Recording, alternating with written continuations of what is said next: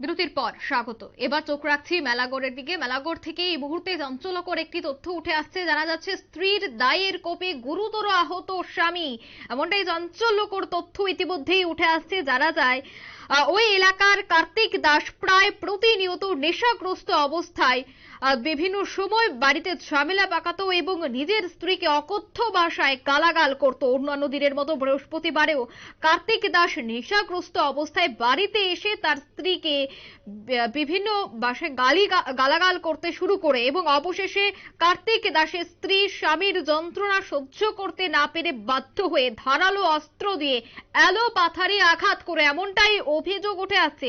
এবং স্ত্রীর ধারালো অস্ত্রের আঘাতে রক্তাক্ত স্বামী কার্তিক দাস রাস্তার পাশে বসে গোটা বিষয়টি জানায় সংবাদ মাধ্যমের সামনে। এবং কার্তিক দাসের এই অবস্থা থেকে স্থানীয়রা তাকে হাসপাতালে নিয়ে যায় এবং সেই বিষয়ে ওনার কি বক্তব্য শুনুন। এই অবস্থা করছে কে?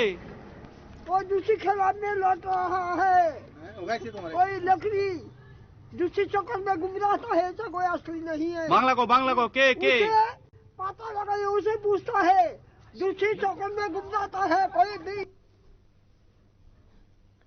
আহত স্বামীর বক্তব্য আপনারা শুনলেন। মূলত এই ঘটনাটি উঠে আসছে মেলাঘর থেকে। মেলাঘর থানার অন্তর্গত ইন্দিরানগর এলাকার ৮ নম্বর ওয়ার্ডে এবং অভিযোগ যে কার্তিক দাস প্রতিনিয়ত নেশাগ্রস্ত অবস্থায় বাড়িতে এসে ঝামেলা করত এবং আজকে অর্থাৎ বৃহস্পতিবারও তিনি নেশাগ্রস্ত অবস্থায় বাড়িতে আসে এবং তার স্ত্রীকে অকথ্য ভাষায় গালাগাল করে। পরে স্ত্রী বাধ্য হয়ে ধারালো অস্ত্র দিয়ে স্বামীকে এলোপাথারি আঘাত করে, এমনটাই কিন্তু ইতিমধ্যেই অভিযোগ উঠে আসছে। এবং স্বামী গোটা বিষয়টি নিয়ে সংবাদ মাধ্যমের মুখোমুখি হয়ে জানাচ্ছেন এবং এখনো পর্যন্ত তিনি আহত অবস্থায় বাড়ির পাশেই রয়েছে বলে জানাচ্ছেন সংশ্লিষ্টরা। এই মুহূর্তে নিয়ে নিচ্ছে ছোট্ট একটি বিজ্ঞাপন বিরতি, রয়েছে আর অন্যান্য সংবাদ, সাথে থাকুন।